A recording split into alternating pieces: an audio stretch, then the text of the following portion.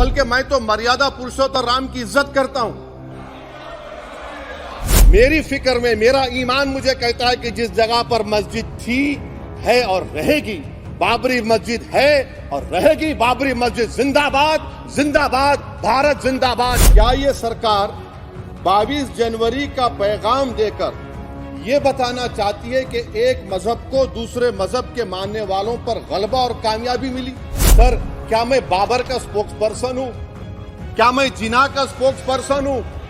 क्या मैं औरंगजेब का स्पोक्स पर्सन हूं? बताइए सर, आखिर मैं कहां तक आप मुझे लेकर जाएंगे? इतने धोखे सबसे बड़े किसको दिए गए? असदुद्दीन ओवैसी को दिए गए, मगर फिर भी मुझसे ही कहा जाता है कि वफादारी को तुम साबित करो अपनी ओवैसी। केवल एक प्रश्न का जवाब ओवैसी साहब दे दें कि बाबर को वो आक्रमणकारी मानते हैं या नहीं मानते? ये तो मैं कह रहा हूं कि निशिकांत दुबे 47 में आजादी मिली, असदुद्दीन ओवैसी से बाबर की बात पूछ रहे हैं। तुम गांधी की बात पूछते, तुम बोस की बात पूछते, तुम जलियांवाला बाग की बात पूछते, तुम काला पानी में जो मुसलमान शहीद हो गए उनकी बात पूछते, मगर बाबर की बात पूछी जाती है। रुको जरा, सबर करो। मान्यवर, मैंने आज किसी का जवाब नहीं देना है। आज मैं मेरे मन की बात और देश की जनता की आवाज को इस सदन के सामने रखना चाहता हूं, जो सालों से कोर्ट के कागजों में दबी हुई थी। नरेंद्र मोदी जी के प्रधानमंत्री बनने के बाद उसको आवाज भी मिली, अभिव्यक्ति भी मिली। मान्यवर, 22 जनवरी का दिन, भले कुछ लोग कुछ भी कहे, मैं स्पष्ट रूप से देख रहा हूं 22 जनवरी का दिन 10 सहस्त्र सालों के लिए ऐतिहासिक दिन बनने वाला है। ये सबको समझकर चलना चाहिए। मान्यवर, जो इतिहास को पहचानते नहीं, ऐतिहासिक पलों को पहचानते नहीं, वो अपने अस्तित्व को, अपने वजूद को कहीं ना कहीं खो देते हैं। मैं आज फिर से एक बार कहने वाला हूं मान्यवर कि 22 जनवरी का दिन 10 सहस्त्र से भी अधिक सालों तक इस देश का ऐतिहासिक दिन है। मान्यवर, 22 जनवरी का दिन 1528 से शुरू हुई एक संघर्ष और अन्याय के सामने लड़ाई का एक आंदोलन के अंत का दिन है। 1528 से चालू हुई ये न्याय की लड़ाई यहां पर समाप्त। मान्यवर, 22 जनवरी का दिन करोड़ों भक्तों के आशा, आकांक्षा और सिद्धि का दिन है। उनकी आज आशा आकांक्षाएं सिद्ध हुई है। मान्यवर, 22 जनवरी का दिन भारत की, समग्र भारत की, मैं चाहूंगा कि समग्र भारत पर पूरा सदन गौर करे। 22 जनवरी का दिन समग्र भारत की आध्यात्मिक चेतना के पुनः जागरण का दिन आज इतिहास में बन चुका है। मान्यवर, 22 जनवरी का दिन महान भारत की यात्रा की शुरुआत का दिन है। 22 जनवरी के दिन मां भारती को विश्व गुरु के मार्ग पर ले जाने को प्रशस्त करने वाला दिन मान्यवर बनने वाला है। मान्यवर, ये देश की कल्पना राम और रामचरित्र के बगैर कर ही नहीं सकती।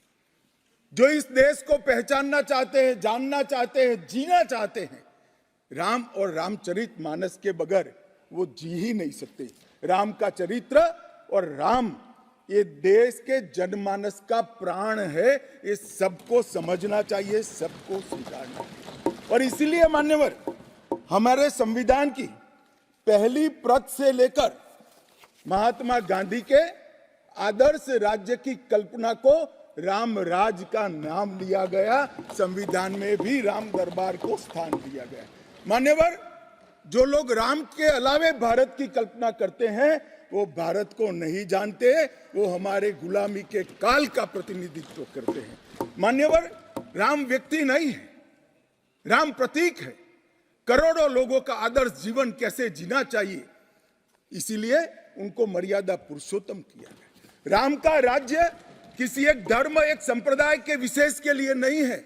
राम का राज्य, आदर्श राज्य कैसा होना चाहिए, इसका प्रतीक न केवल भारत, समग्र दुनिया के देशों के लिए बना हुआ है मान्यवर। और इसलिए मैं मानता हूं कि राम और राम के चरित्र को फिर से प्रस्तावित करने का काम 22 जनवरी को हुआ है, मोदी जी के हाथ से हुआ है।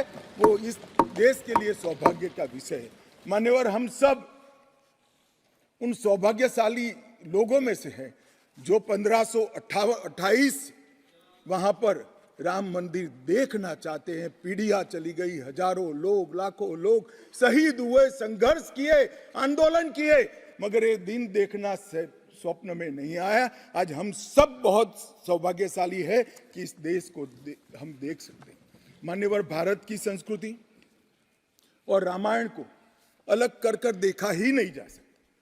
कई भाषाओं में, कई प्रदेशों में और कई प्रकार के धर्मों में भी रामायण का जिक्र, रामायण का अनुवाद, रामायण से बनी परंपराएं और रामायण को अपने राष्ट्रीय चेतना का एक आधार बनाने का काम हुआ है। 1990 में जब ये आंदोलन ने गति पकड़ी, उसके पहले से ही भारतीय जनता पार्टी का ये देश की जनता को वादा था। हमने पालमपुर कार्यकारिणी के अंदर हमने एक प्रस्ताव पारित कर कर कहा था कि राम मंदिर का निर्माण, इसको कोई एक धर्म के साथ नहीं जोड़ना चाहिए। ये देश की चेतना की पुनर्जागृति का आंदोलन है। इसलिए हम राम जन्मभूमि को मुक्त कराकर, कानूनी रूप से मुक्त कराकर वहां पर राम मंदिर की स्थापना करेंगे। अब इस देश में प्रॉब्लम क्या है साहब? जब चुनाव में घोषणा पत्र में लेते हैं तो कहते हैं चुनाव में वोट प्राप्त करने के लिए लिया, चुनावी वादा है। ये भाजपा ऐसे ही वादे करती है। 370 हो, राम जन्मभूमि हो, यूनिफॉर्म सिविल कोड हो, ट्रिपल तलाक समाप्त करना हो। अब ये कहते हैं आप ऐसे ही वादे करते हैं और ये वोट प्राप्त करने का जरिया होता है। और जब हम इसको पूरा कर देते हैं तो बड़ी खिलाफत करते हैं। मैं आज भी कहता हूं, भारतीय जनता पार्टी और हमारे नेता नरेंद्र मोदी जी मान्यवर जो बोलते हैं, जो कहते हैं, वो करते हैं। हमारी पार्टी का चरित्र है और ये कोई छिपी हुई बात नहीं है। किस चीज का आक्रोश? हम 1986 से कह रहे हैं कि हमारा भव्य राम मंदिर बनना चाहिए, संवैधानिक तरीके से। कुछ लोगों ने यहां पर और बाहर मीडिया के सामने प्रतिक्रिया व्यक्त की, वो कानून की दुहाई देते हैं। मैं उनको पूछना चाहता हूं कि मान्यवर, क्या सुप्रीम कोर्ट की 5 जजों की खंडपीठ के जजमेंट से आप वास्ता रखते हो या नहीं रखते हो? भारत के संविधान से वास्ता रखते हो या नहीं रखते हो? किसी ने अगर सुप्रीम कोर्ट की अवहेलना कर वहां पर मंदिर बनाया होता तो आप कुछ भी कह सकते थे, मगर जब देश की सर्वोच्च अदालत के 5 जजों की खंडपीठ ने, और जिसकी अध्यक्षता स्वयं चीफ जस्टिस ऑफ इंडिया और आने वाले 4 चीफ जस्टिस कर रहे थे, ऐसी महत्वपूर्ण बेंच ने जब ये निर्णय लिया, तब आप कैसे कन्नी काट सकते हो?